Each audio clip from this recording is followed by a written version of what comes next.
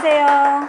오늘 제목이 700년 백제 역사 한눈에 깨트려 보기입니다. 제목 그대로 백제를 한번 깨트려 보겠다고 지난 한 달 이상 백제와 열심히 대화를 나눈 것 같습니다. 제가 깨트려 본 백제 700년 역사 제대로 깨트렸는지 여러분들이 한번 판단해 주시기 바라겠습니다. 여기에 나오는 분은 카라는 역사학자십니다. 21세기의 가장 유명한 역사학자십니다. 자, 이분이 뭐라고 얘기하셨냐면 많이 들어본 얘기이실 겁니다. 역사는 과거와 현재의 끊임없는 대화다. 엄청 많이 들어본 얘기시죠. 그런데 되게 많이 들어본 얘기인데 이게 왜 무슨 뜻일까 이런 생각 해보셨는가요? 역사는 과거와 현재의 끊임없는 대화다. 뭔가 과거와 현재하고 대화를 해야 된다는 얘기인 것 같은데요. 이걸 어떻게 해석을 하면 좋을까요? 저는 이렇게 해석하면 어떨까 싶습니다. 현재 우리가 살다 보면 궁금한 점들이 생기죠. 여러 가지 문제에 부딪히게 되죠. 그럴 때 해답을 과거에 물어보는 겁니다. 그래서 현재를 살면서 우리가 부딪히는 문제들에 대한 해답을 과거에서 찾는다. 그렇게 이해를 하면 어떨까 싶습니다. 그래서 지금 이제 나눠보고자 하는 얘기가 현재 우리가 배워야 될 점, 우리가 살면서 필요한 이야기들, 그런 것들을 오늘은 백제를 통해서 한번 들어보는 시간을 가져보도록 하겠습니다. 삼국의 지도가 나와 있고요. 여기엔 지금 삼국의 건국 시조들이 나와 있습니다. 우리가 삼국, 고구려, 백제, 신라, 그리고 삼국이라고 얘기할 때 우리가 가야를 포함시키진 않지만 가야까지 이 고구려, 백제, 신라, 가야의 건국 신화 이야기를 같이 나눠보면요. 다들 아실 겁니다. 고구려는 누가 세웠죠? 주몽이 세웠죠. 주몽의 건국 신화 다 아시죠? 자, 그리고 신라는요? 박역거세가 세웠습니다. 그리고 가야는 수로왕이 이제 금강가야를 제일 먼저 세웠었죠. 여기에 주몽하고 그리고 박역거세 그리고 김수로왕 이 세 사람 모두 다 공통점이 있죠. 어떤 공통점이 있는가요? 그렇죠. 아래서 태어났다는 공통점이 있습니다. 자, 왜 아래서 태어나도록 나라를 세운 첫 번째 임금님이잖아요. 나라를 세운 첫 번째 임금님을 왜 아래서 태어났다라는 이야기를 만들었을까요? 일단 아래서 태어났다는 건 평범한 탄생이 아니죠. 그래서 일단 보통 사람하고는 다르다라는 메시지를 주려고 한 걸 겁니다. 그리고 또요. 알 말고 다른 것도 있을 수 있잖아요. 알 말고 특별한 탄생은 많이들 만들 수 있을 텐데 왜 똑같이 다 이렇게 알을 등장시켜서 일종의 요즘으로 치면 패러디를 한 거죠? 뭔가 알이 상징하는 큰 영향력이 있을 거라는 생각이 듭니다. 그러니까 흔히 우리가 알 그러면 뭐가 떠오르나요? 저는 알 그러면 새가 떠오릅니다. 그러니까 새는 어떤 존재냐면 하늘도 마음껏 다닐 수 있는 존재고 인간 땅 위도 마음껏 다닐 수 있는 존재죠. 하늘과 땅을 마음껏 다닐 수 있는 존재이기 때문에 이 새라는 존재를 통해서 하늘이 새의 몸을 통해서 내려보낸 알에서 인간이 나왔어요. 그러면 그 사람은 사람들을 다스릴 만한 하늘이 내려보낸 사람이니까 충분히 사람을 다스릴 만한 그런 인물이다라는 거죠. 그래서 여기에서 모두 다 실제로 우리 왕이 알에서 태어났단다라는 얘기가 들리자 하늘에서 내려보낸 사람이구나 하고 그 왕의 이제 통치에 사람들이 이제 절대적으로 따르고 이제 순응하는 모습을 보면서 다른 나라의 건국 신화들도 다 이렇게 알을 등장시켜서 패러디를 했을 겁니다. 그런데 여기서 보니까 또 신기한 게요. 고구려도 있고 신라도 있고 가야도 있는데 백제는 없죠. 백제는 알에서 나온 건국 신화가 없습니다. 우리가 온조가 백제를 세웠다라는 온조의 설화는 있는데요. 건국 설화는 있는데 신화처럼 이렇게 알에서 태어나는 이야기는 없죠. 왜 온조는 왜 신화가 없을까요? 백제는 왜? 그렇죠. 백제는 왜 신화를 만들지 않았느냐? 신화를 만들 필요가 없었던 겁니다. 우리가 온조는 주몽의 아들이라고 얘기를 하죠. 그러니까 주몽이 하늘이 내려보낸 사람이니 주몽의 아들은 벌써 하늘이 인정받은 사람의 핏줄이 되는 거죠. 그러니 백제는 따로 이런 건국신화를 만들 필요가 없었던 겁니다. 자, 그런데 이 건국신화에도 건국신화만 봐더라도 뭘 알 수 있냐면 분명히 고구려보다 백제가 늦게 세워졌다라는 사실을 알 수가 있습니다. 각각 이 고구려, 백제, 신라가 언제 세워졌는지를 살펴보면 조금씩 시간 차이가 있습니다. 이 연대를 정확하게 우리가 100% 신뢰할 수는 없지만 우리나라 지금 남겨져 있는 역사서 중에 가장 오래된 역사서가 삼국사기입니다. 이 삼국사기에 따르면 고구려, 백제, 신라, 가야 중에서 제일 먼저 나라가 세워진 건 신라라고 얘기를 합니다. 신라가 기원전 57년에 신라가 제일 먼저 세워졌고요. 그리고 기원전 37년에 고구려가 세워집니다. 그리고 백제는 기원전 18년에 세워졌어요. 가야는 기원전 후에 세워졌고요. 그럼 이렇게 고구려, 백제, 신라 중에서는 신라가 제일 먼저 세워졌고 백제가 제일 늦게 세워졌죠. 그러면 아무래도 먼저 세워진 나라가 먼저 성장할 수 있는 가능성이 크겠죠. 그러면 성장 속도도 신라가 제일 빨라야 되고 그 다음 고구려, 그 다음 백제여야 될 겁니다. 그런데 놀랍게도 한반도에서 제일 먼저 주도권을 잡는 나라는 신라가 아니라 백제입니다. 백제는 제일 늦게 세워졌잖아요. 그렇죠? 근데 백제가 제일 먼저 한반도의 주도권을 잡게 됩니다. 그 다음이 고구려고 신라가 제일 늦었어요. 신라는 나라는 제일 먼저 세워졌는데 한반도에서 가장 큰 힘을 발휘한 건 신라가 제일 늦었습니다. 그래서 우리가 이런 이야기에서 중요한 점들을 찾아볼 수가 있어요. 우리가 보통 당연히 먼저 세워지면 먼저 성장할 거다라고 생각하는데 제일 늦게 세워졌던 백제가 제일 먼저 성장했습니다. 자, 제일 늦게 세워진 백제가 제일 먼저 성장할 수 있었던 이유가 분명히 있을 거죠. 그리고 또 반대로 제일 일찍 세워졌던 신라가 성장이 제일 늦었던 이유도 있을 겁니다. 그래서 그런 점들을 잘 찾아보면 이게 곧 국가의 성장이 곧 개인의 성장하고도 연관을 지을 수 있을 겁니다. 백제가 성장할 수 있었던 요인을 찾아보면 그걸 개인에게 적용시켜보면 개인 역시도 다른 사람보다 더 빨리 성장할 수 있는 그런 점을 백제에게 배울 수 있겠죠. 그래서 그런 부분을 좀 고민을 해볼 거고요. 그리고 또 한편 제일 늦게 발전한 나라가 신라였었죠. 나라는 제일 먼저 세워졌는데 발전은 제일 늦었습니다. 그런데 그 신라가 삼국을 통일했어요. 발전이 제일 늦었는데 어떻게 통일까지 할 수 있었을까요? 그것도 우리가 꼭 살펴봐야 될 점일 겁니다. 도대체 신라에게 어떤 숨겨진 힘이 있었길래 가장 늦게 성장했던 신라가 통일까지 할 수 있었을까? 그걸 좀 살펴봐야 될 테고요. 또 이걸 또 반대로 얘기하면 백제가 제일 먼저 성장했죠. 그런데 백제가 제일 먼저 망합니다. 그래서 이것도 분명히 이유가 있겠죠. 자, 그래서 우리가 삼국시대는 고려시대나 조선시대의 흐름하고는 조금 다르게 이해를 해야 됩니다. 고려시대, 조선시대는 고려 500년, 조선 500년이 고려를 세운 태조 왕건부터 조선을 세운 태조 이성계부터 왕들의 순서대로 500년이 그대로 이어집니다. 그런데 고구려, 백제, 신라, 삼국시대는 각각 이제 고구려, 백제, 신라가 700년 동안 함께 공존하면서 함께 싸우면서 함께 때로는 협력하면서 이러면서 함께 교류하면서 성장을 했거든요.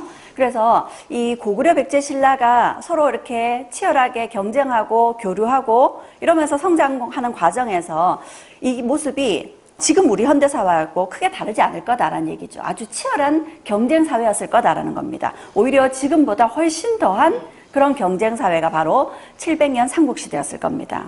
단적으로 설명을 드리면 이 시기는 내가 먼저 성장하려면 다른 나라를 쳐야 되죠. 그러니까 전쟁이 굉장히 빈번히 일어납니다. 이 시기 전쟁은 평균, 이 당시 삼국시대 전쟁을 평균을 내봤더니 평균 3년에 한 번 정도는 전쟁이 일어났다 그러거든요. 그러면 이제 현대사회랑 비교해보면 훨씬 더 치열한 경쟁 시대를 살았던 시대가 바로 어떻게 보면 우리 역사에서 가장 경쟁이 치열했던 시대가 삼국시대가 아닌가 합니다. 그래서 이 삼국시대 고구려, 백제, 신라의 그런 성장과 경쟁과 교류 역사를 통해서 우리는 이 사회에서 어떻게 협력하고 어떻게 교류하고 어떻게 경쟁하면서 살아야 될 것인지 그런 이야기를 함께 나눠보고자 하는 거죠. 자, 백제가 제일 먼저 성장했습니다. 백제의 고속 성장 어디에서 찾아볼 수 있을까요? 제가 이런 질문 한번 던져보겠습니다. 삼국시대에서 제일 큰 나라는 어떤 나라였나요? 여러분들이 생각하기에 삼국시대에서 어떤 나라가 제일 큰 나라였다고 생각하시나요? 뭐든 전반적으로요. 고구려라고 대부분 얘기합니다. 맞죠? 열이면 열, 다 고구려라고 얘기를 하죠. 그런데 여기에 나와 있는 이분들은 다르게 얘기하셨습니다. 여기 나와 있는 우선 이 정약용 선생 누구신지 아시죠? 누군지 아시죠? 조선 후기 실학자이시고 굉장히 박식한 분이십니다. 이분이 어느 정도로 박식한지 잠깐 설명을 드리자면요. 우리가 이제 정조가 굉장히 총애했던 분으로 알고 있고 굉장히 똑똑했다. 책을 엄청나게 많이 이제 500권 가량 책을 쓰셨다라고도 얘기를 하고 있습니다. 근데 이 정약용 선생을 단적으로 얘기를 하면 정치인으로 우리가 이해를 하잖아요. 근데 이분이 쓰신 저서 중에는 목민심서라 그래서 이렇게 수령들이 꼭 이제 참고해야 되는 그런 정치서적, 지금도 정치인들이 필독서로 여기는 그런 책이 이제 이 정약용 선생의 책입니다. 목민심서요. 그리고 경세유표라고 경제서적도 이분이 쓰셨어요. 그리고 흥음심서라고 법률서적도 이분이 쓰셨습니다. 그리고 마가회통이라 그래서 종두법을 소개하고 있는 의학서적도 쓰셨어요. 이 정도쯤 되면 대단히 박식한 분이다라는 걸 알겠죠. 그러면 역사도 쓰셨습니다. 아방광역고라고 역사서도 쓰셨어요.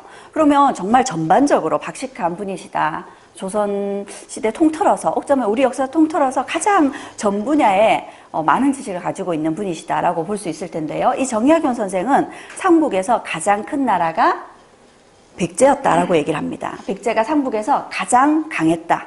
그런데 가장 먼저 망한 나라다라고 얘기했습니다. 어쨌든 백제를 가장 강한 나라라고 얘기를 하셨어요. 정약용 선생이 잘못 얘기하셨을 것 같지는 않은데요. 일단 우리가 생각하는 거하고 조금 다른 것 같습니다. 자, 정약용 선생은 어떤 이유에서 이렇게 얘기하셨는지 잘 모르겠지만 조금 이따가 우리가 백제 역사를 들여다보면 정약용 선생이 이렇게 얘기하신 이유를 조금은 알게 될 것 같습니다. 자, 그리고 정약용 선생은 이제 조선 후기 인물이니까 실제 삼국시대하고는 굉장히 좀 동떨어진 인물이죠. 그러면 삼국시대와 좀 가까운 시대에 살았던 인물 한번 살펴보도록 하겠습니다. 최치원은 우리가 통일신라 때 인물이죠. 최치원도 굉장히 똑똑한 인물입니다. 신라에서는 물론이고 당나라까지도 그 능력을 인정받은 사람이죠. 당나라의 빈공과라는 과거 시험에 합격을 했고요. 당나라에서 굉장히 명성을 떨친 인물입니다. 이 최치원이 뭐라고 얘기했냐면 백제가 고구려와 함께 전성기 때 강한 군사가 100만이었다라고 얘기를 합니다. 우리가 100만이라는 숫자 어떨 때 얘기하냐면 일단 무조건 많을 때 100만이라고 얘기를 합니다. 그래서 뭐 100만 장자 뭐 이렇게 얘기를 하잖아요. 자, 100만 대군, 사실 100만이라는 숫자, 100만 대군은 엄청난 숫자입니다. 세계사에서도 100만을 거느린 전쟁은 크게 많지 않거든요. 손에 꼽을 정도입니다. 그런데 백제에 100만 대군이 있었다. 믿을 수 있을까?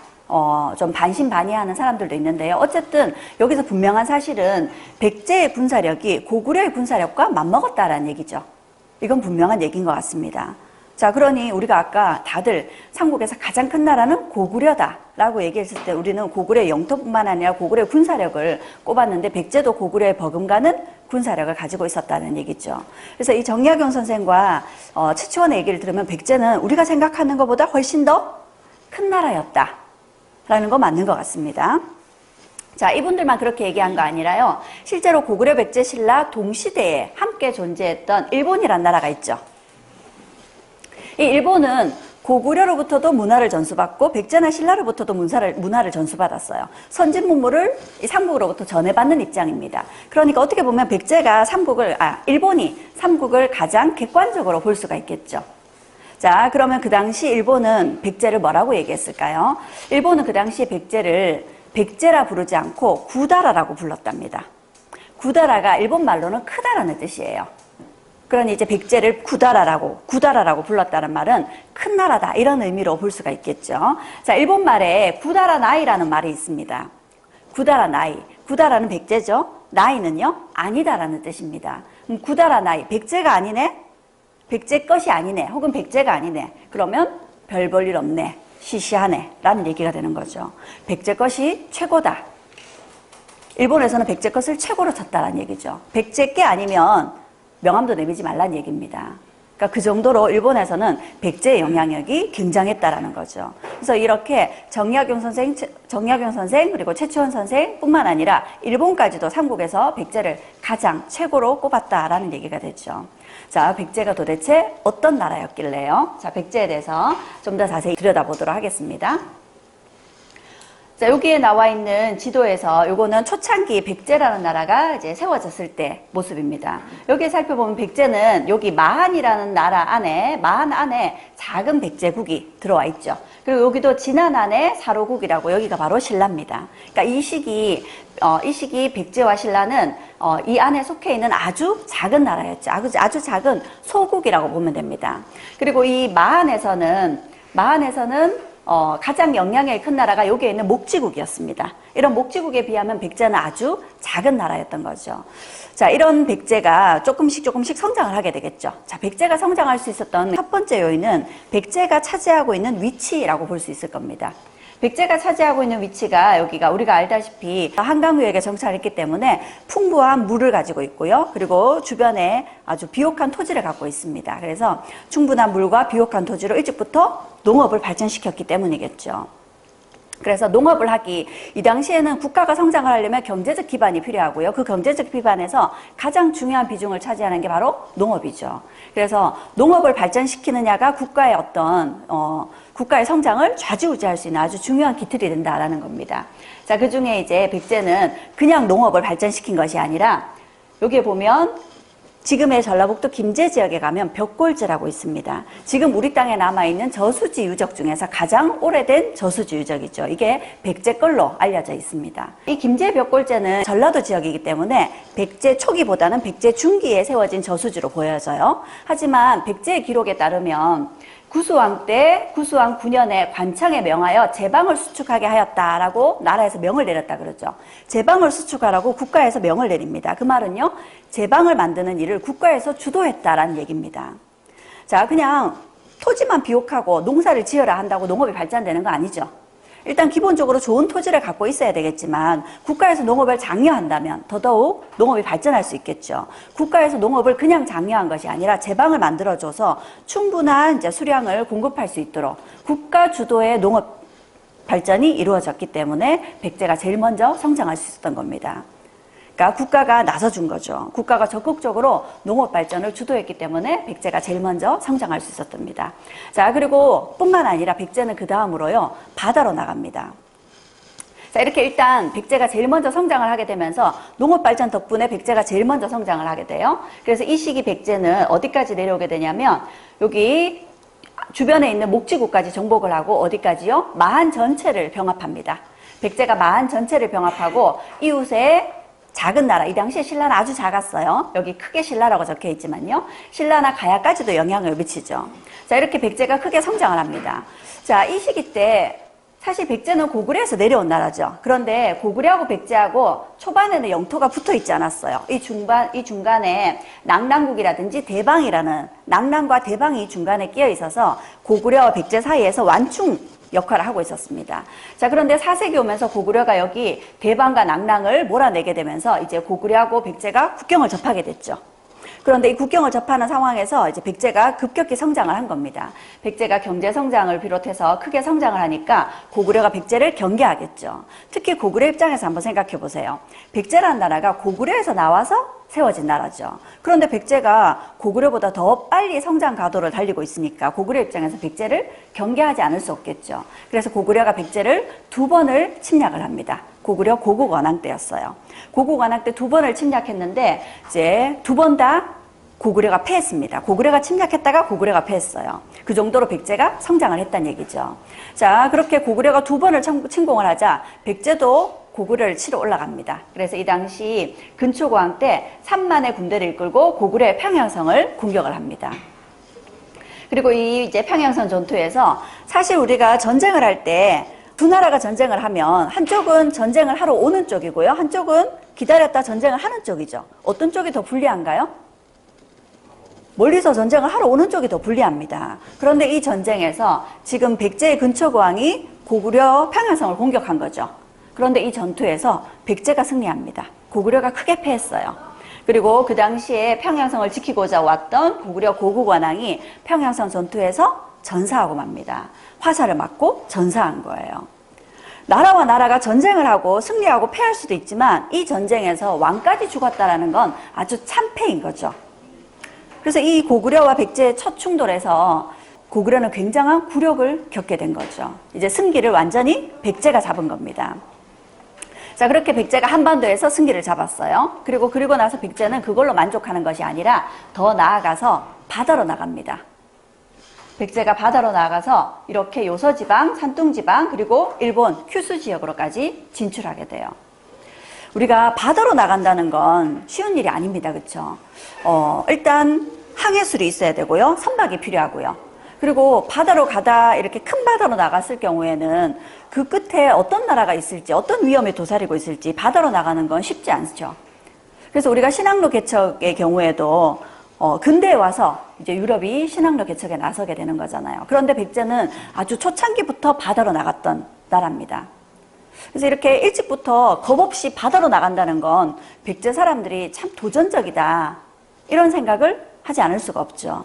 자, 그렇게 일찍부터 바다로 나가서 바다로 나갔던 백제가 급기야는 이렇게 산둥반도 요서지방까지 진출하게 됩니다. 자, 처음에는 이렇게 중국으로 진출하게 되면서 바다로 나가서 중국으로 진출하면서 중국의 선진 문물을 받아들였을 겁니다. 처음에는 교류를 하러 갔던 거겠죠. 그리고 이제 백제가 이렇게 성장해지고 나서는 여기를 진출했는데 어떤 형태의 진출이었을까? 백제가 이 지역을 점령했다라는 얘기가 있습니다. 자, 백제가 여기 산둥지방과 여기 요서지방에 백제가 있었답니다. 그러면 이 백제는 우리가 백제의 영토를 삼국시대에 표시할 때 여기에만 백제가 있는 것이 아니라 여기에도 백제가 있다라고 표시를 해야 되겠죠. 그런데 그렇게 표시할 수가 없습니다. 왜냐하면 역사는 굉장히 과학적인 학문이거든요. 증거가 명백하게 있어야만 역사로 인정을 받습니다. 그러면 이 지역에 백제가 있었다면 이 지역에서 뭐가 나와야 될까요? 백제와 관련된 유물이 나와야 되겠죠. 그런데 이 지역에 백제의 유물이 아직 나오지 않았고요. 백제의 유물이 나올 수 있도록 발굴하기도 쉽지 않습니다. 우리 땅이 아니니까요. 그래서 현재는 이제 백제가 이쪽으로 진출했다라고만 얘기를 하고 있는데요. 그러면 진출했다라고 얘기하려도 증거가 있어야 되겠죠. 자, 우리가 백제가 여기 요서와 산둥 지역으로 진출했다라는 증거 몇 가지가 있습니다. 중국의 송서라는 역사서가 있습니다. 중국의 송서라는 역사책에 이렇게 적혀 있습니다. 백제국은 본래 고구려와 함께 모두 요동의 동쪽 천리되는 곳에 있었다. 그런데 그 뒤에 고구려가 요의 동쪽을 침략해서 차지하고 백제는 요의 서쪽을 침략해서 차지했다라는 겁니다. 그리고 거기에 진평군, 진평현을 뒀다라고 얘기합니다. 자, 우리가 이 요하라는 강이 있는데요. 좀 더 지도에서 다시 여기 지도가 안 나와 있네요. 자, 고구려 옆에 이제 요동이라는 반도가 있습니다. 그리고 요동 반도를 지나면 요하라는 강이 있고 요하의 강의 서쪽을 요서 지역이라고 얘기합니다. 그래서 고구려가 요동을 차지하고 백제가 요서를 차지했다라는 얘기죠. 그리고 거기다가 백제가 진평군, 진평현이 있었다라고 얘기합니다. 우리가 군과 현이 있었다라는 건 어떻게 해석하면 될까요?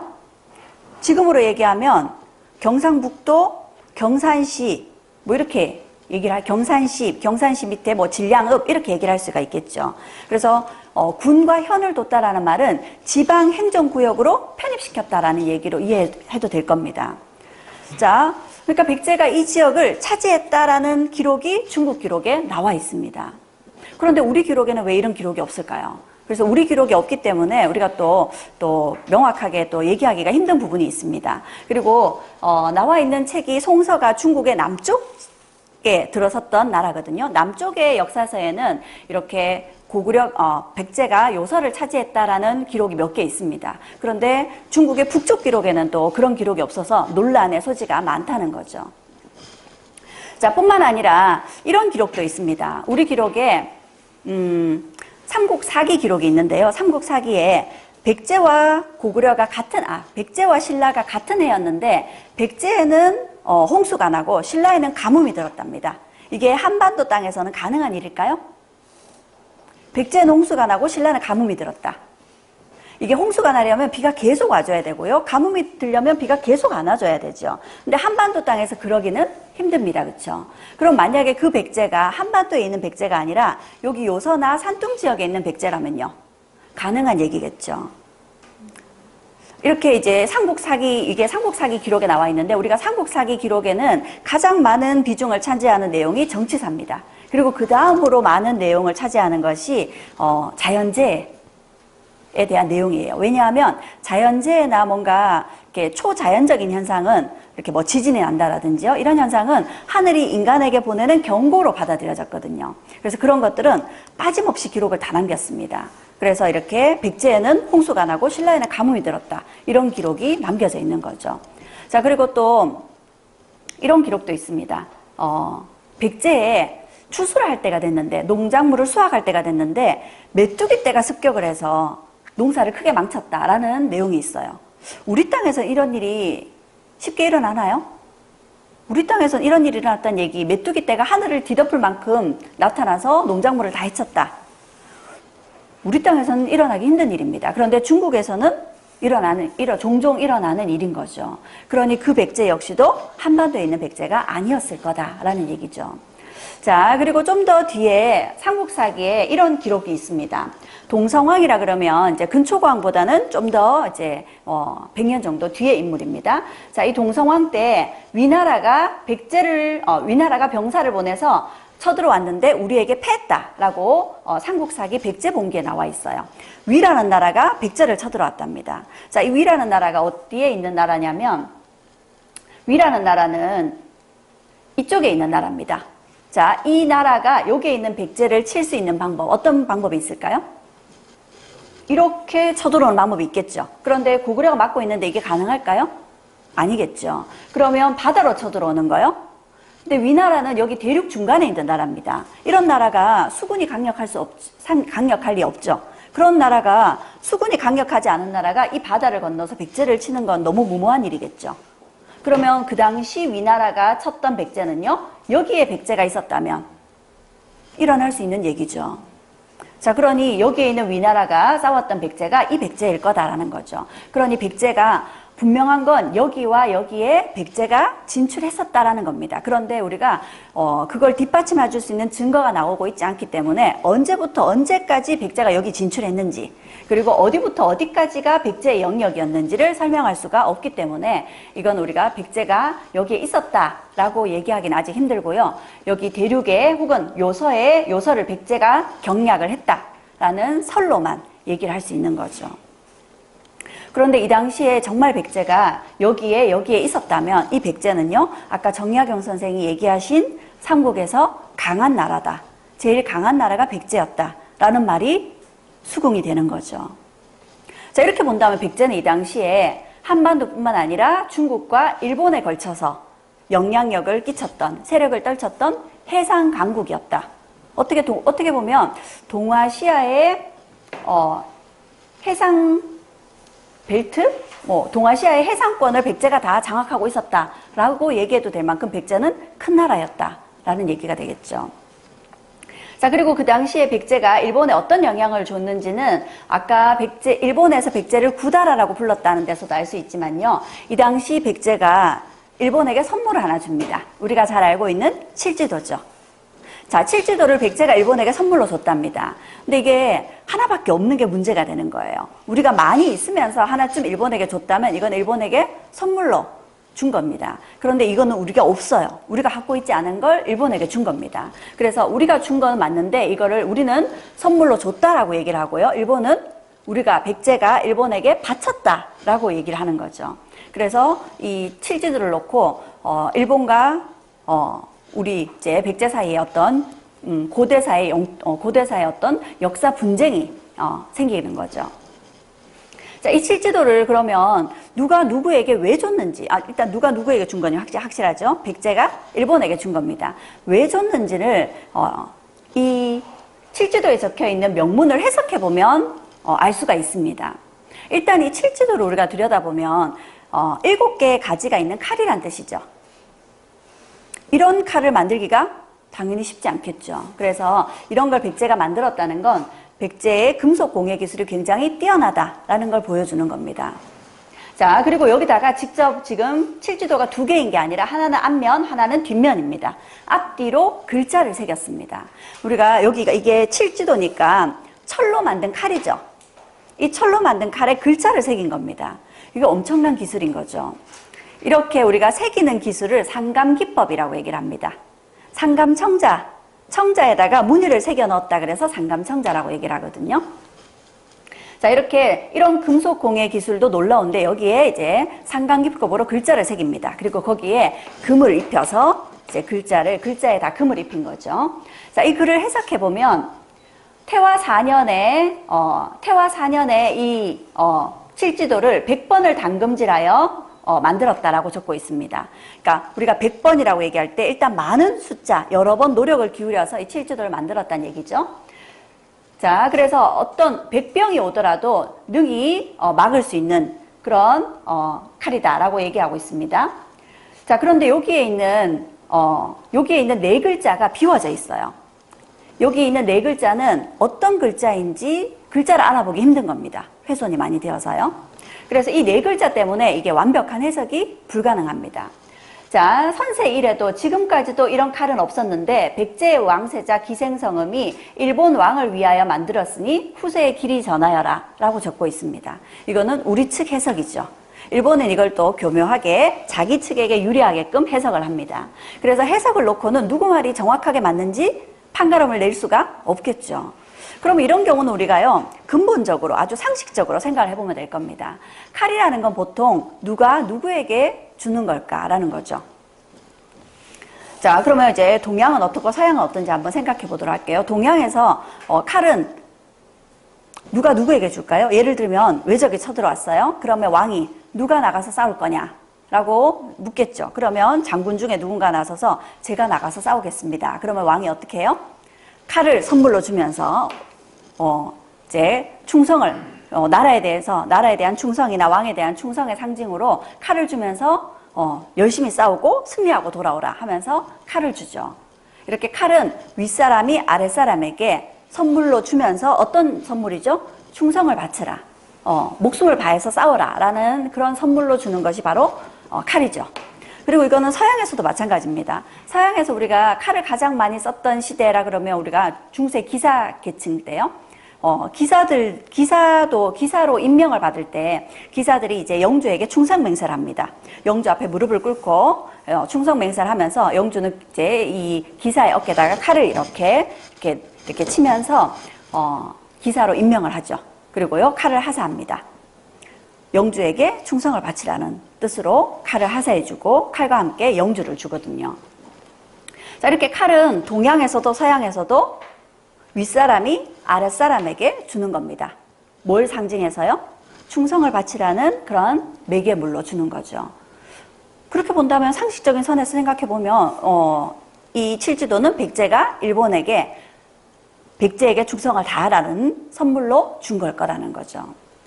자, 그러면 우리에게 많은 걸 주면 되는데요. 왜 이렇게 백제도 만들기 힘든 이 귀한 걸 줬을까요? 아마도 백제 입장에서 사실 삼국이 모두 일본에게 문물을 전수해주는 입장이었고요. 그중에서 백제가 가장 많은 일본에게 문물을 전해줬을 겁니다. 그러면서 백제는 일본에게 고구려보다 신라보다 우리 것이 더 뛰어나 라는 걸 증명해 보여야 되겠죠. 그러니까 백제도 만들기 힘들었던 이렇게 힘들게 만든 칠지도를 우리 기술이 이 정도야 하면서 선물로 준 거죠. 그러니까 이거는 아마 요즘으로 치면 뭐 정말 최첨단 과학기술력이다. 과학기술력을 전수해 준 거다. 이렇게 봐도 될 겁니다. 자, 그러면 일본은 이걸 받은 대가로 백제에게 대한 충성을 다했을까요? 했습니다. 실제로 했어요. 가장 몇 번의 사례가 있었지만 가장 대표적으로는 백제가 망하고 나서 백제의 부흥운동이 일어났었죠. 백제가 의자왕 때 백제 망하고 나서 이제 백제의 수도 사비는 함락이 됐지만 백제 곳곳에서 백제를 다시 일으키고자 하는 부흥운동이 일어났습니다. 그때 일본이 군대를 보내줬어요. 무려 2만 명 넘는 군대를 보내줬고요. 배도 무려 1000척을 보내줬습니다. 그렇게 이제 백제를 위해서 싸우러 기꺼이 달려와 준 거죠. 그런데 결국 나당연합군에게 아주 크게 패해서 배를 400여 척 잃고 돌아가 버렸죠. 어쨌든 이 칠지도는 백제가 일본에게 주면서 이제 일본은 백제에게 선진문물을 전수해 줄 것이니 일본은 백제에게 그런 선진문물을 받는 대가로 이렇게 백제가 필요할 때마다 군대를 보내라라는 그런 이렇게 두 나라의 교류 어떤 협력의 상징물이 아니었을까 그렇게 볼 수 있을 겁니다. 자, 이렇게 백제가 지금 이제 4세기경의 백제를 보면 백제가 한반도에서 가장 강력한 나라로 성장을 했죠. 백제가 이렇게 제일 먼저 성장할 수 있었던 원동력 뭐라고 얘기할 수 있을까요? 제일 먼저 농업을 발전시켰고요. 그리고 이 농업은 국가가 주도를 해줬습니다. 그리고 일찍부터 백제가 바다로 나가서 중국의 선진문물을 받아들였죠. 중국의 선진문물 속에는 농업 발전을 위한 기술력 이런 것도 있었을 테고요. 그리고 국가를 운영하는 제도 이런 것도 있었을 겁니다. 그렇게 중국의 선진문물을 받아들인 덕택에 백제가 제일 먼저 성장할 수 있었던 거죠. 그러니 백제가 성장할 수 있었던 원동력을 한마디로 얘기한다면 개방성이지 않을까 싶습니다. 왜냐? 우리가 사람들이 이렇게 열린 마음이 있는 사람은 이것도 해보고 싶고 저것도 해보고 싶고요. 그리고 도전해보죠. 그리고 적극적입니다. 그러니 백제가 국가가 주도하면서 농업을 발전시킨 거나 중국으로부터 선진문물, 특히 농업의 발전술이라든지 선진문물을 받아들이고 그리고 백제가 바다로 나가면서 이렇게 이제 큰 나라로 성장할 수 있던 건 백제 사람들이 이런 개방적인 마인드를 갖고 있었기 때문에 가능한 일이 아니었을까라는 생각이 듭니다. 자, 그리고 두 번째로 백제가 4세기 때 이렇게 급격히 성장하지만 5세기 들게 되면 백제가 큰 위기를 맞게 됩니다. 왜냐하면 고구려가 성장하고 있었거든요. 근초고왕이 이제 고구려의 고국 원앙을 전사시킨 지 불과 30년도 되지 않아서 고구려에서는 우리가 잘 알고 있는 광개토 대왕이 즉위합니다. 그리고 광개토 대왕이 힘을 키우죠. 세력을 키워나가죠. 그러면서 백제에게 뭘 해야 될까요? 복수해야 되겠죠. 그래서 광개토 대왕이 백제의 성을 수십 개의 성을 빼앗습니다. 그러면서 백제를 강하게 압박을 하죠. 자, 이 당시 백제의 왕이 아신왕이었습니다. 아신왕이 백제 아신왕이 결국 고구려 광개토 대왕의 공격 때문에 고구려에게 무릎을 꿇죠. 아신왕이 고구려 광개토 대왕에게 무릎을 꿇고 항복하겠다고 더 이상 백제를 공격하지 말아달라고 요청합니다. 그렇게 항복을 받고 고구려는 물러나게 되죠. 자, 이렇게 이제 이때가 고구려의 첫 위기였습니다. 그런데 그걸로 그친 것이 아니라 고구려 광개토 대왕은 안타깝게 넓은 땅을 차지했지만 오래 살지 못했죠. 하지만 광개토 대왕의 아들 장수왕은요, 말 그대로 오래 삽니다. 엄청 오래 살았어요. 기록상으로 본다면 기록상으로만 98세까지 사셨답니다. 그 당시 98세면 엄청난 거죠. 자, 이제 고구려가 수도를 국내성에서 평양성으로 옮깁니다. 그리고 장수왕이 다시 남쪽으로 세력을 떨치면서 백제에게 복수를, 이자까지 얹은 복수를 하러 오죠.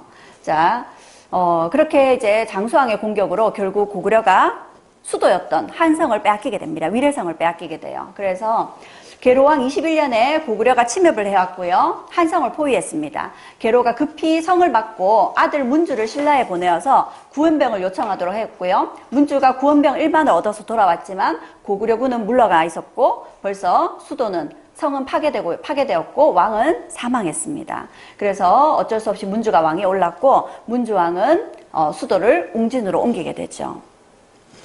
자, 그렇게 여기 수도 지역은 위례성은 고구려에게 빼앗기고 백제는 남쪽으로 쫓겨 내려가게 됩니다. 자, 이 당시 백제가 왜 하필 웅진을 수도로 정했으며 이렇게 남쪽으로 쫓겨나는 백제가 얼마나 절박한 상황이었는지 백제의 웅진성을 들여다보면 알 수가 있습니다. 이 웅진은 지금의 공주 지역이죠. 여기에 가보면 이 웅진성이 높은 곳에 위치해 있습니다. 여기 평지가 이 아래쪽이에요. 굉장히 높은 곳에 성이 쌓여져 있죠. 그러니까 일단 높은 곳에 성이 쌓여져 있고 이 앞쪽은 강이 흐르고 있습니다. 그러니 여기는 정말 완전 요새인 지역이죠. 이런 요새에 고구려의 공격을 막겠다고 이제 이 남쪽에 이런 요새를 세워서 백제가 수도를 옮긴 거였습니다. 그러니까 굉장히 아주 수도를 빼앗기고 쫓겨 내려오는 그런 절박한 상황이 느껴지는 거죠. 자, 이 당시 이제 왕이 문주왕이었습니다. 위례성에서 쫓겨내려왔죠. 왕권이 강력해질 수 있을까요? 없겠죠.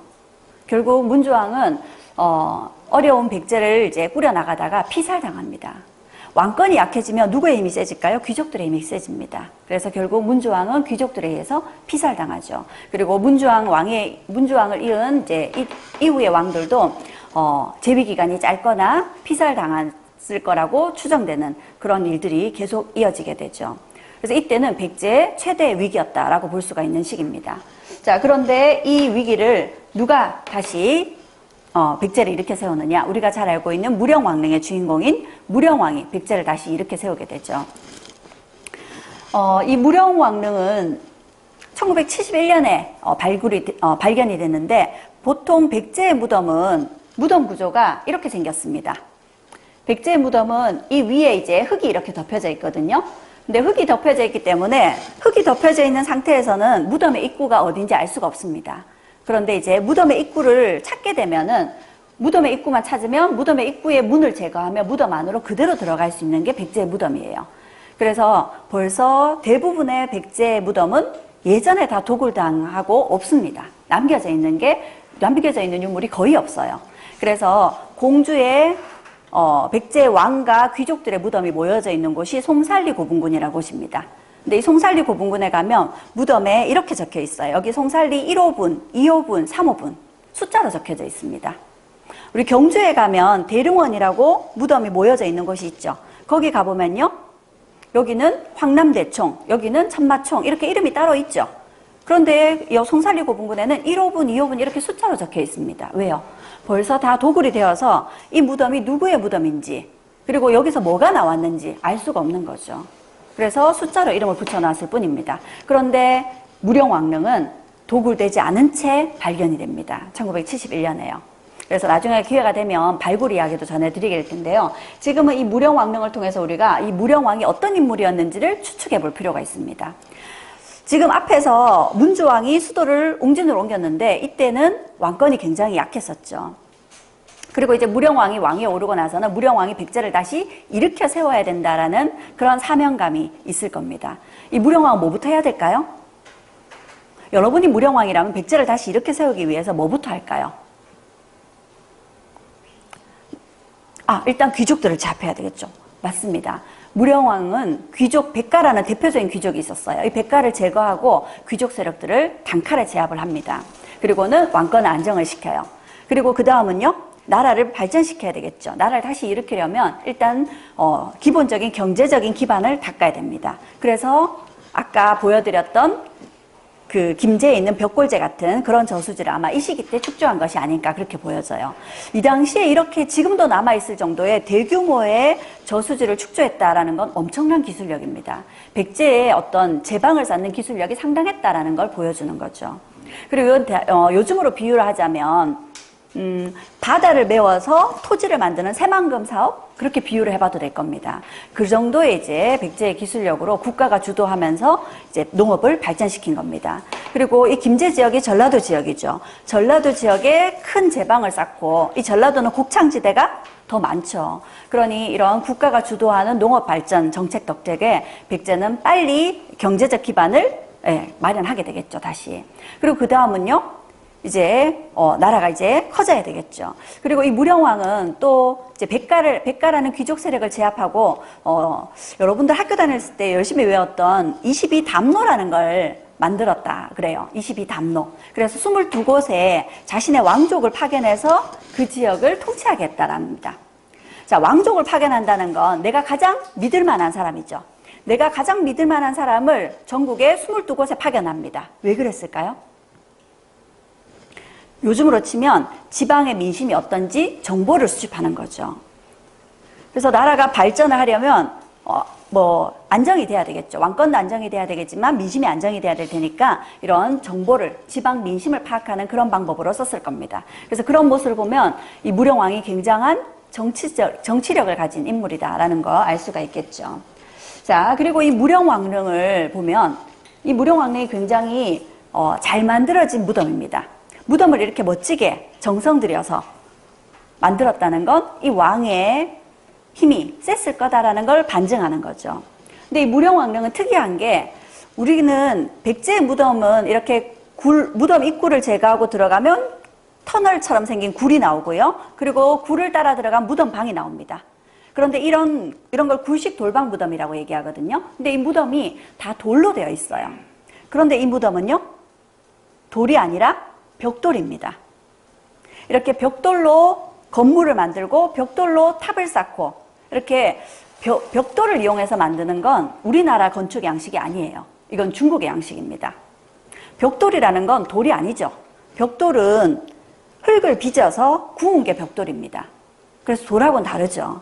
그래서 중국은 이렇게 흙을 빚어서 벽돌로 건축물을 만들어요. 우리는 돌을 깎아서 만듭니다. 그래서 돌을 깎는 기술은 우리나라 사람들이 최고인 거죠. 그런데 여기는 지금 보시다시피 벽돌로 만든 무덤입니다. 벽돌로 무덤을 만들었다는 건 중국의 영향을 받았다라는 얘기가 되는 거죠. 그래서 이렇게 실제로 중국에 가보면 무령왕릉처럼 이렇게 이런 형태의 벽돌로 만든 무덤 많이 볼 수가 있습니다. 특히 중국 남조에 양나라가 이런 무덤을 많이 갖고 있어요. 그래서 이 당시 무령왕 때 백제가 중국과 활발히 교류하고 있었구나라는 거 알 수가 있습니다. 그래서 이 무덤 양식을 보면 중국과 활발히 교류했다라는 거 알 수가 있고요. 그리고 또 한편 이 안에 있는 관이 보이죠.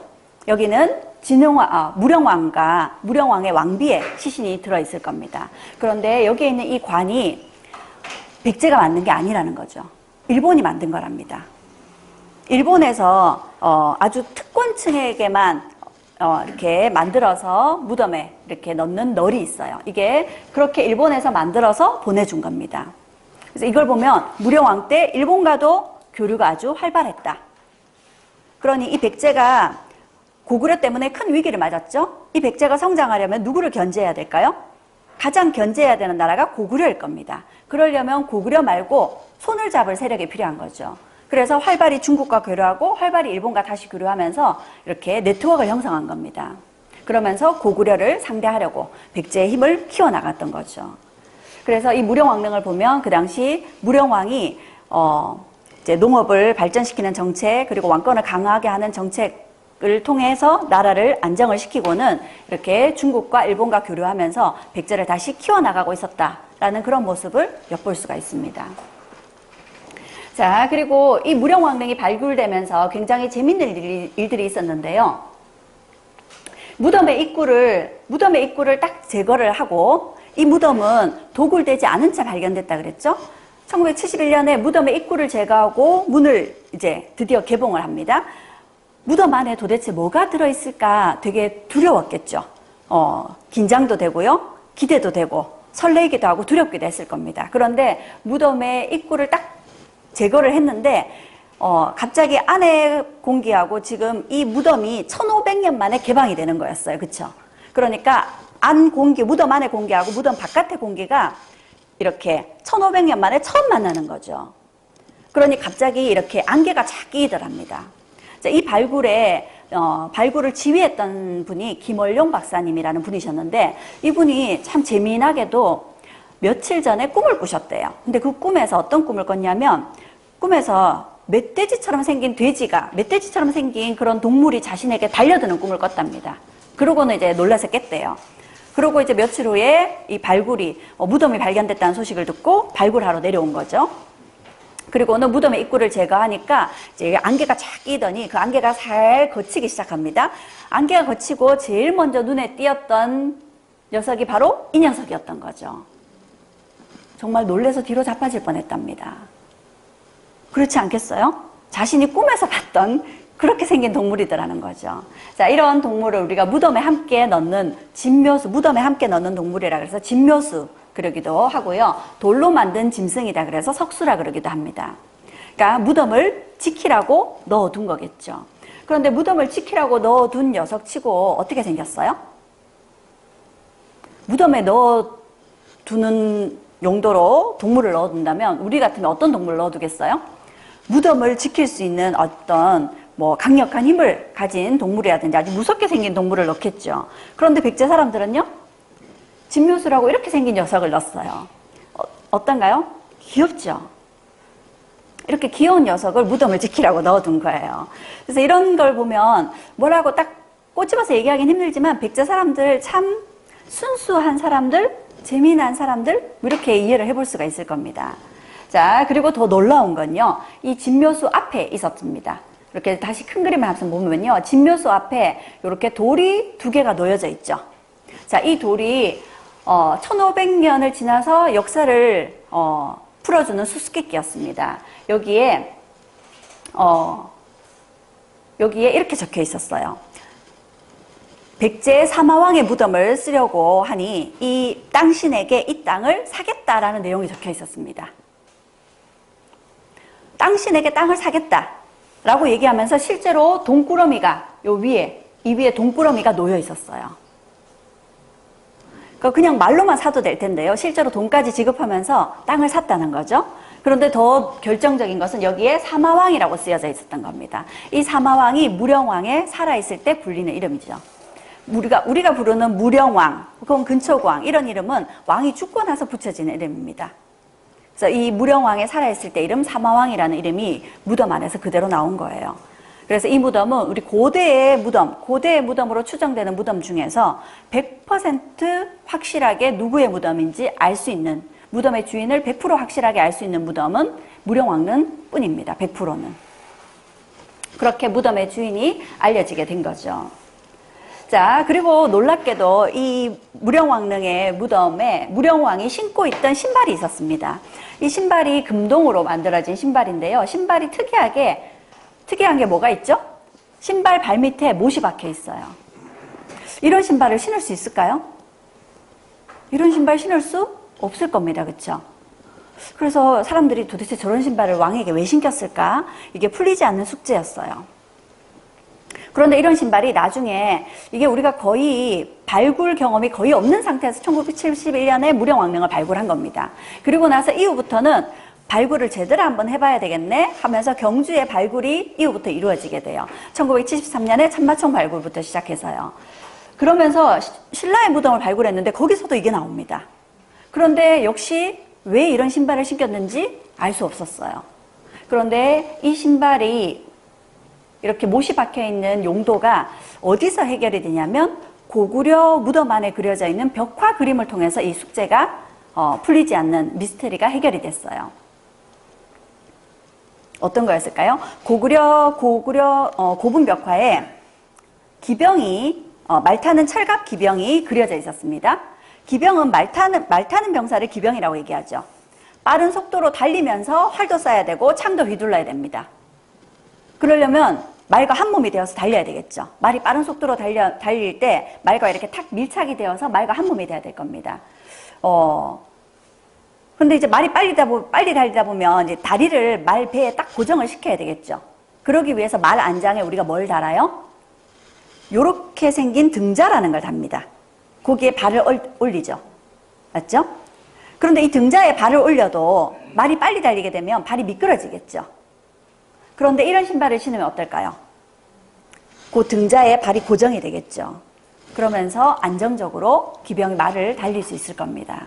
그래서 그렇게 고구려 고분벽화 그림 속에 기병이 신고 있는 이 신발을 보고 풀리지 않던 숙제가 해결이 된 거였죠.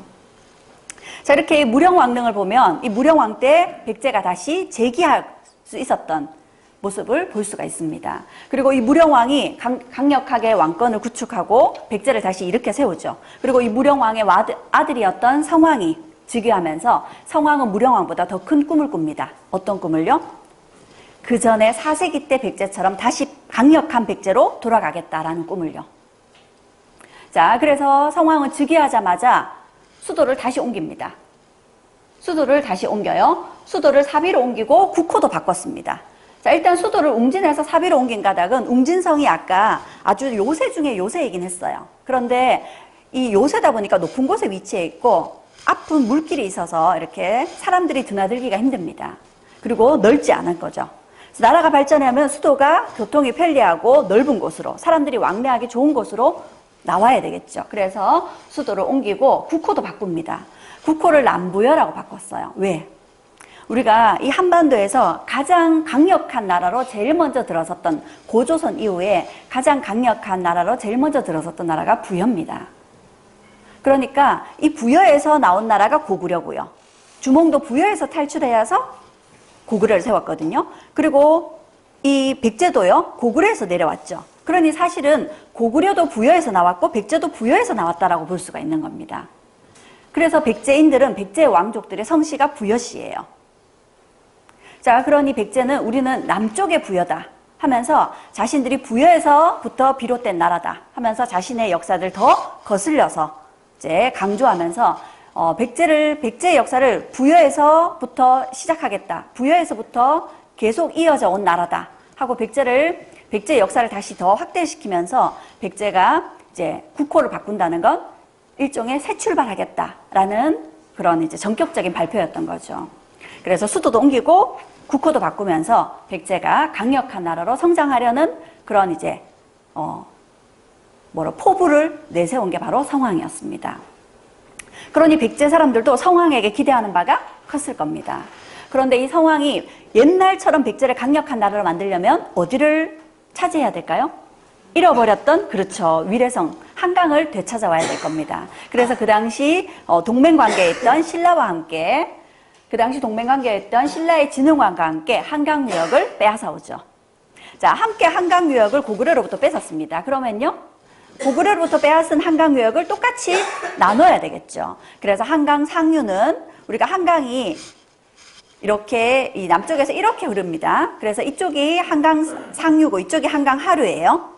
그래서 이렇게 한강 상류는 신라가 차지하고 한강 하류는 백제가 차지한 거죠. 그렇는데 이렇게 똑같이 한강을 차지하고 똑같이 한강을 나눴습니다.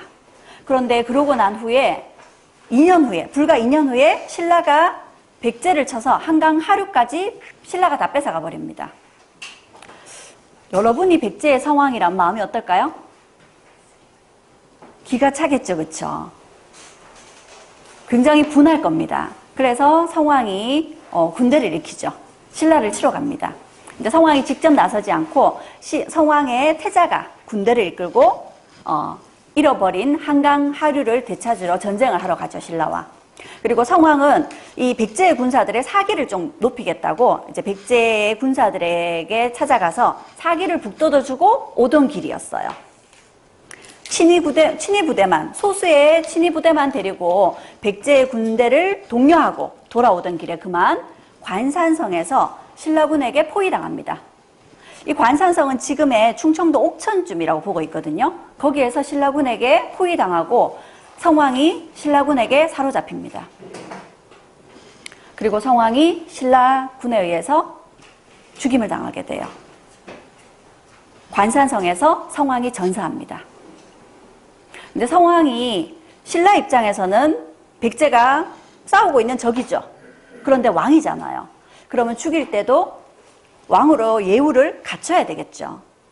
그런데 성왕의 목을 신라의 가장 출신이 낮은 노비 출신의 장수에게 성왕의 목을 치게 합니다. 이것도 굴욕적인 일이지만 우리가 신라 측에서 변명을 들자면 사람의 목을 단칼에 치는 일이 쉽지 않거든요. 어쩌면 그 사람이 칼을 제일 잘 쓰는 사람이었을지도 몰라요. 그런데 이렇게 성왕의 목을 치고는 성왕의 목을 신라로 가져갑니다. 그리고 신라의 관청 계단 밑에 묻어요. 관청이란 곳은 사람들이 수시로 드나드는 곳이고 그 계단 밑에 성왕의 목을 묻었습니다. 그러니 백제 입장에서는 성왕의 죽음도 기가 막힌 노릇인데요. 성왕의 죽음 이후에 신라의 행동을 보면 백제 입장에서는 굉장히 굴욕적인, 신라에 대한 반감이 굉장히 커질 수밖에 없었던 거죠. 그러면서 백제와 신라의 동맹이 깨지는 것은 물론이고 그때부터 백제와 신라는 원수지간이 됩니다. 근데 이 시기 때 백제가 두 번째 큰 위기를 겪게 된 거죠. 첫 번째 위기는요, 계로왕이 피살당하고 한강유역을 빼앗겼습니다. 두 번째 위기는요, 되찾았던 한강 하류를 빼앗기고 성왕이 피살당한 거죠. 백제의 왕권이 다시 추락하고 백제가 다시 위기를 맞았습니다. 두 번째 위기였죠. 근데 이 두 번째 위기를 백제가 또 좌절하지 않고 또 다시 이겨내네요. 언제를 보면요, 이후에 무왕을 보면요, 무왕이 서동요 이야기 아시죠? 서동이라 그래서 말을 캐는 아이였습니다. 말을 캐면서 근근히 힘들게 먹고 살았어요. 근데 어쨌든 이렇게 힘들게 성장했던 무왕이 왕위에 오르고요. 그리고 백성들을 규합해서 백제의 복수를 하자, 성왕의 복수를 하자 하면서 신라를 맹렬히 공격합니다. 나라 바깥에 적이 있으면 나라 안에 사람들이 똘똘 뭉치게 마련이죠. 그래서 무왕을 중심으로 백제 백성들이 똘똘 뭉쳐서 신라를 맹렬하게 공격을 합니다. 그리고 이 당시 또 신라는 선화공주가 또 즉위를 했네요.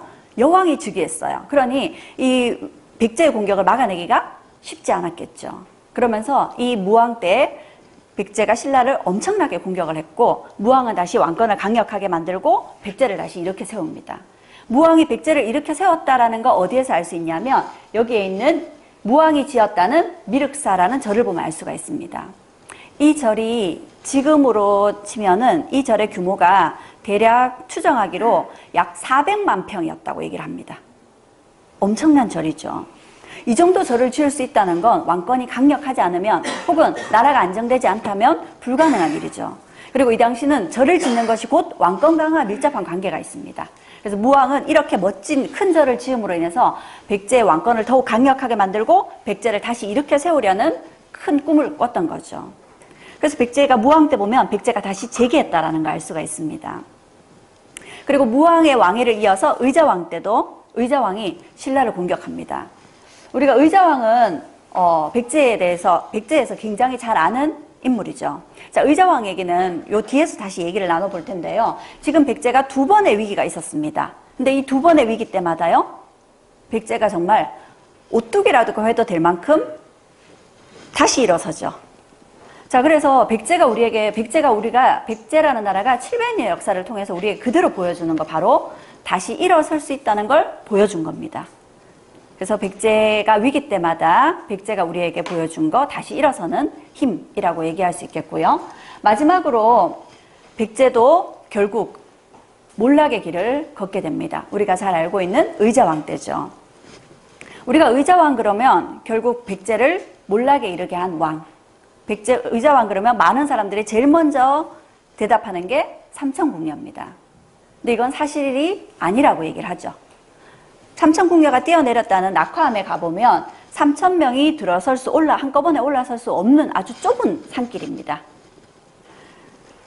그러니 의자왕이 실정을 저지른 건 맞겠지만, 이렇게 당연히 나라를 망하게 할 만한 그런 이렇게 이제 사치를 부리고 삼천궁녀와 함께 이렇게 정말 왕 같지 않은 그런 왕이었다라는 굴욕의 그런 인물은 아니었을 거다라는 거죠. 왜냐하면요, 자, 의자왕에 대한 문헌을 살펴보면요, 삼국사기에 이렇게 적혀 있습니다. 의자왕은 부모에게 효도하고 형제에게 우애가 있으며 그 당시 사람들이 해동의 증자라고 일컬었다라고 아주 칭송받았던 인물입니다.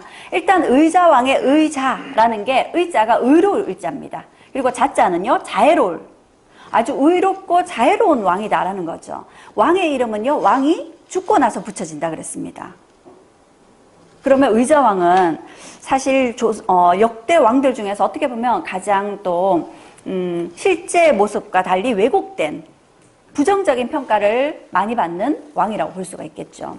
자, 그리고 이 의자왕이 해동 증자라고 칭송을 받았다고 얘기하는데, 우리가 증자라고 얘기하는 인물은 공자의 제자라고 일컬어지는 인물인데, 효를 얘기할 때는 절대 빠질 수 없는 인물이었답니다.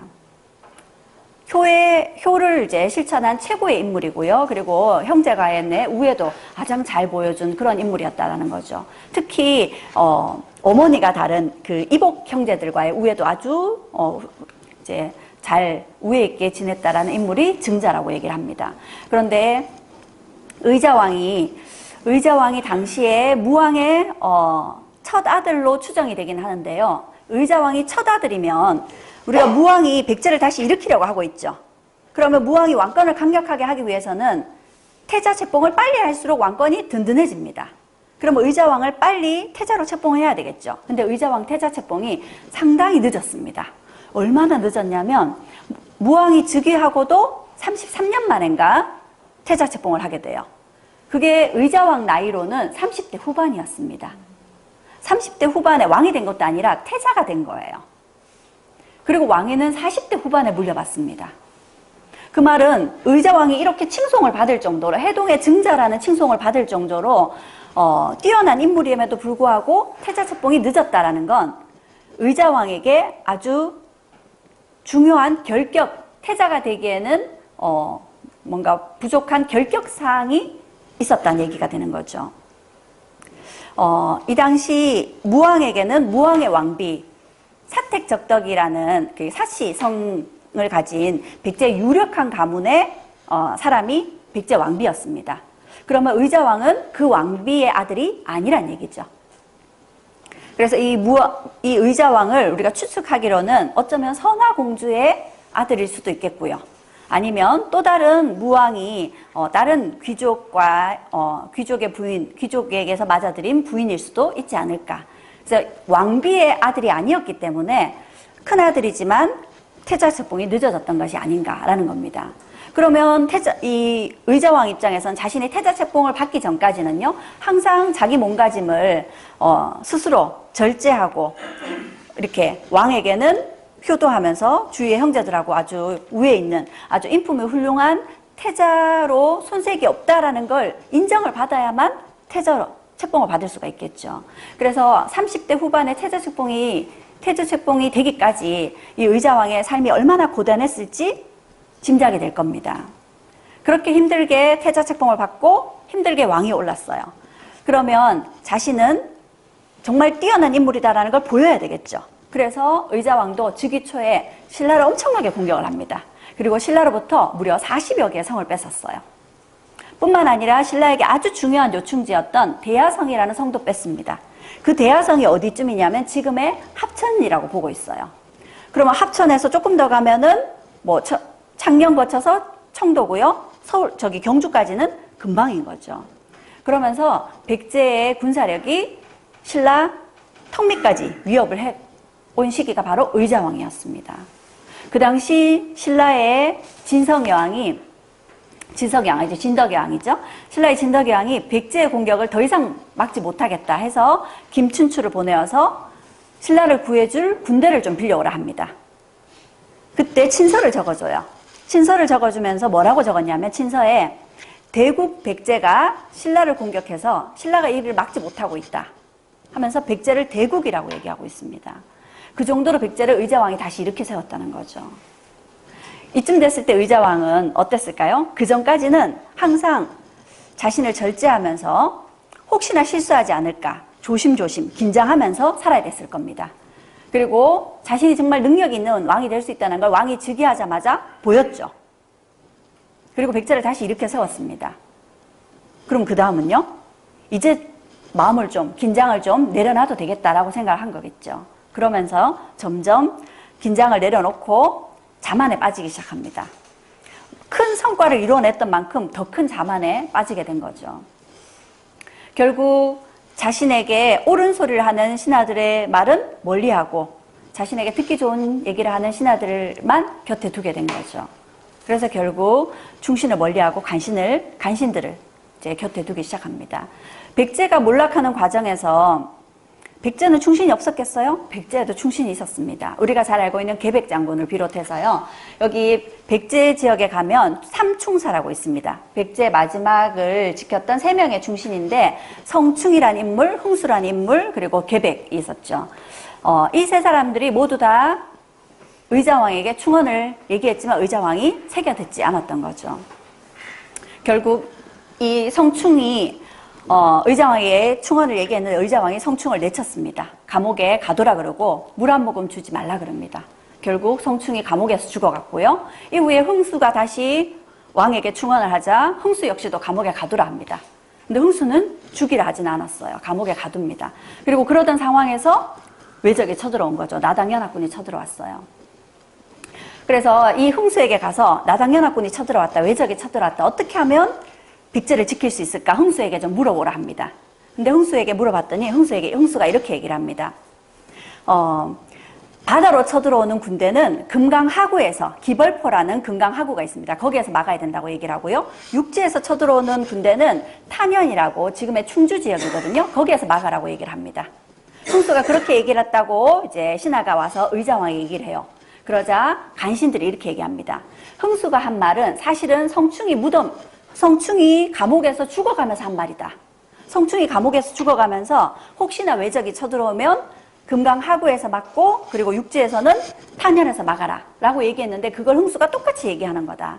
그거는 두 사람이 백제에 대한 원한을 가지고 백제가 오히려 몰락하는 길을 알려주는 걸 거다. 이렇게 간신히 얘기를 한 거죠. 그래서 그 간신의 얘기를 듣고 그 막아야 됐던 기벌포 탄현에서 막지 못하고요. 사비성을 중심으로 막게 됩니다. 그 사비성이 함락되기 직전에 끝까지 싸웠던 사람이 계백장군인 거죠.